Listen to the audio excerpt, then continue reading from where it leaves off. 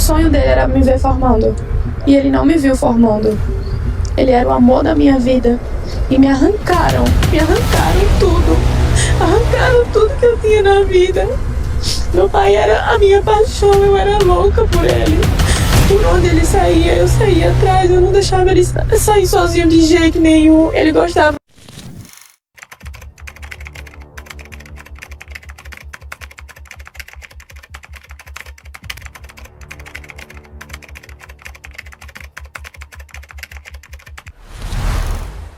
Olhando as lágrimas dessa jovem de 19 anos em frente às câmeras de TV, chorando a morte brutal do próprio pai, qualquer pessoa sentiria uma profunda pena. A Polícia Civil descobriu que cada lágrima derrubada ali fazia parte de um teatro macabro e que Amanda Botrel não estava chorando de tristeza, e sim o início de um plano de 2 milhões de reais. Essas imagens, gente, mostram que o crime aconteceu no intervalo de tempo de 8 minutos apenas. É o tempo que o carro passa chegando, e era o carro dirigido por Amanda, o veículo que o pai deu a ela, e depois de 8 minutos o carro saindo, indo embora. 11h41, o veículo chega. Depois disso, e até antes disso também, uma hora antes, nenhuma outra pessoa chega até o imóvel. Nenhum homem de bicicleta, como se ventilou a possibilidade, 3 rapazes de bicicleta rondando aqui, passam por aquele trecho. Nenhuma outra pessoa a pé, nenhum carro, nada. O único veículo que chega na casa de Enseada dos Corais é o de Amanda. E dentro do veículo a polícia acredita já estavam os assassinos do pai dela, que ela havia contratado para pagar um apartamento e 50 mil reais. O tempo que ela deveria ter saído do salão de beleza e chegado em casa era 5 minutos. Ela demorou 1 hora. Então é nesse tempo que ela muito possivelmente foi pegar os bandidos, colocou no carro e chegou em casa. Bom, aqui vimos um pouquinho como funcionou toda essa mente criminosa de uma filha onde tinha, ela mesma relata que o pai era um pai muito bem cuidadoso, sempre próximo a ela, nunca a deixou faltar nada. Inclusive o carro que ela leva os próprios bandidos na sua casa para matar seu pai foi um presente dado pelo seu próprio pai. Não bastando isso, a polícia constata que realmente ela levou os próprios atiradores aí que tiraram a vida do pai dela.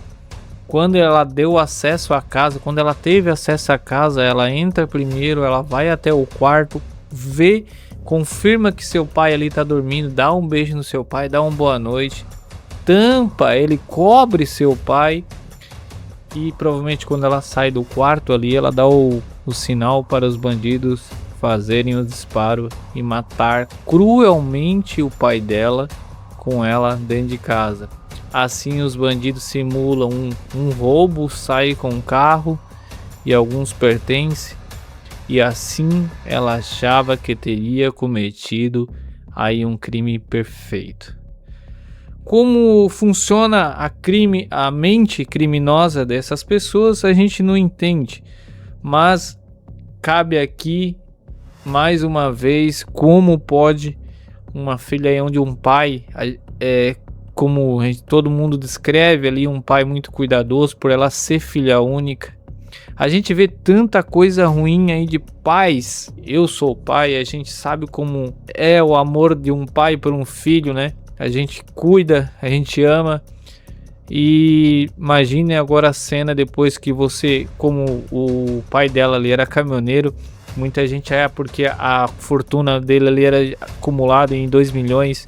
Mas provavelmente era um cara trabalhador pelo fato de ser caminhoneiro. Quem conhece algum caminhoneiro aqui no Brasil sabe que o quanto é difícil a vida desses caras. Passam longos períodos fora de casa, mas para estar podendo, ganhando, adquirindo e ajudar sua família. E aí você imagina, essa pessoa trabalhou num país que é complicado. Hoje em dia ser caminhoneiro é muito complicado. Eu tenho amigos caminhoneiros, sei como é que é.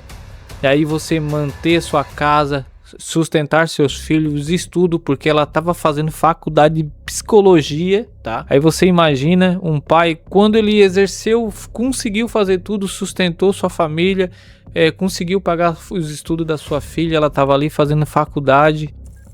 Porque imagine só o estado emocional desta mãe. Perdeu o marido e daqui a pouco ela descobre que quem tirou a vida do marido não foram criminosos, como relatado pela filha. Mãe, fomos abordados por bandidos, tiraram a vida do pai. A mãe descobre que quem matou o seu marido foi a própria filha. Presta atenção nessa história que a gente está trazendo para você aqui. E neste caso, imaginar a dor dessa mãe, que ao perder o marido de uma forma tão trágica, depois ter que descobrir que quem cometeu esse crime horroroso foi sua própria filha. Então são dois pesadelos na vida dessa mulher, que é impressionante, porque a perda do seu companheiro, do seu marido, aquele cara que batalhou a vida toda, adquiriu as suas coisas para ter uma vida boa depois de sua aposentadoria, aí vai e descobre que é sua filha, aquela que é filha única, onde o pai fazia tudo por ela, dava tudo o que ela queria, inclusive o carro que ela utilizou ali para os bandidos, já tinha dado um apartamento, sempre estava presente. Então a dor que sentiu essa mãe realmente aí de ficar muito triste vendo a situação dessa mãe. Que a gente está trazendo para você aqui é a história da semana. Só que quando tudo aconteceu, a nossa equipe de reportagem esteve no velório do pai. Por quê? Um homem foi assassinado. 3 suspeitos invadiram uma casa, efetuaram disparos, esse homem morreu, estamos diante de um latrocínio, um acerto de contas. São muitos os questionamentos neste momento. A nossa equipe de reportagem esteve por lá, cobrindo o velório, afinal de contas estamos diante de um crime. E a Amanda, até então ninguém sabia que ela tinha participação nesse crime, ela deu uma entrevista para nossa equipe, e nós recuperamos essa entrevista e a gente vai colocar na tela agora para você acompanhar. Uma pessoa incrível. Nunca me decepcionou em nada. Se ele me desse 10, estava pouco. E eu tô sentindo que ele tá muito triste porque o sonho dele era me ver formando. E ele não me viu formando. Ele era o amor da minha vida. E me arrancaram tudo.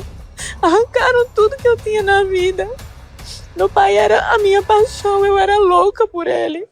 Por onde ele saía, eu saía atrás, eu não deixava ele sair sozinho de jeito nenhum. Ele gostava de tomar uma, sempre era muito alegre, sabe?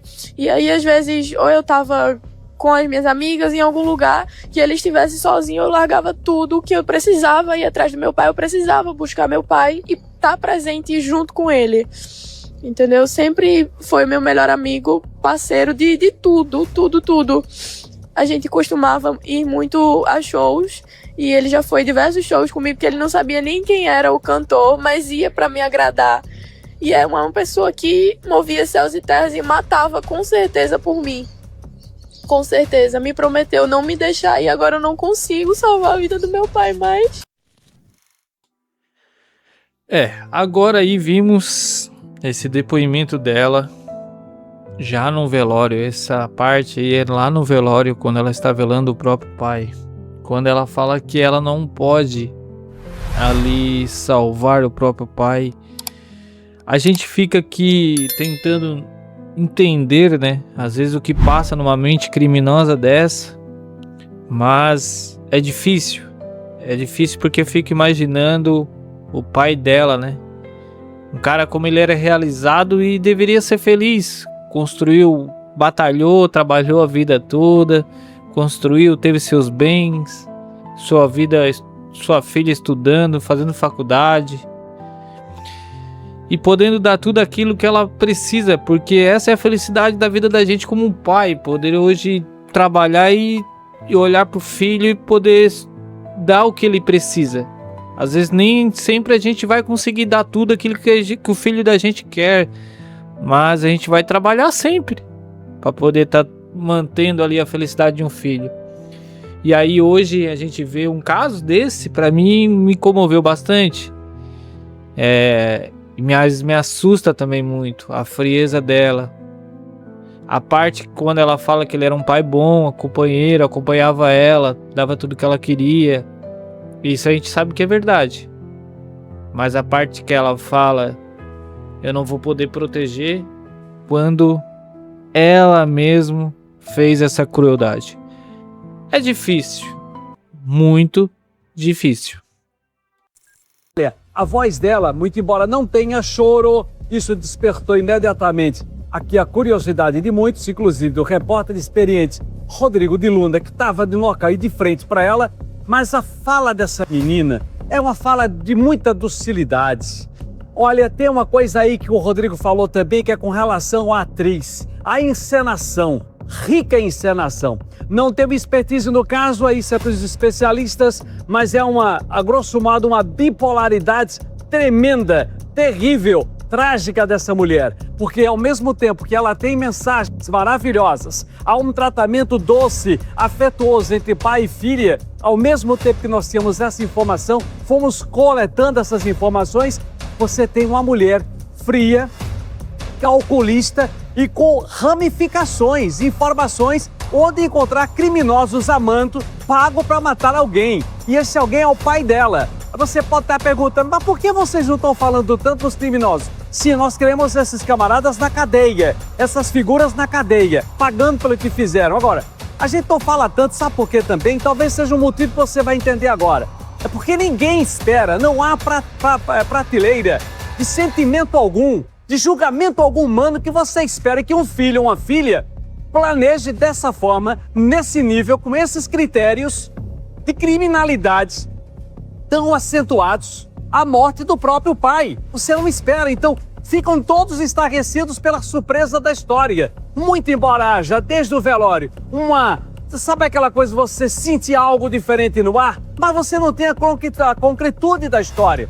A cena está dizendo que alguém está sofrendo por alguém que morreu, muito querido e amado. Mas com o decorrer da história, você vai descobrindo, rapaz, nós temos coisa aqui, que nós vamos entrar ainda nessa parada e muito.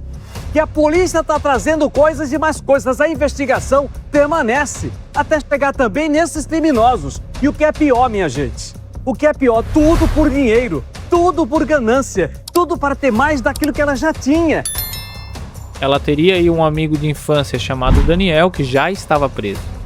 E ela explicou o caso e convenceu ele de fazer esse tipo de coisa, só porque ele explica que não fazia esse tipo de crime.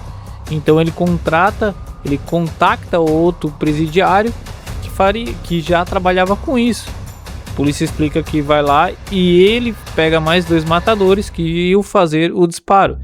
Provavelmente eram esses 3 que entraram lá na casa e acabaram cometendo esse crime. A forma de pagamento seria os 50 mil que ela prometeu e mais um apartamento aí que ela ia dar aí para os assassinos.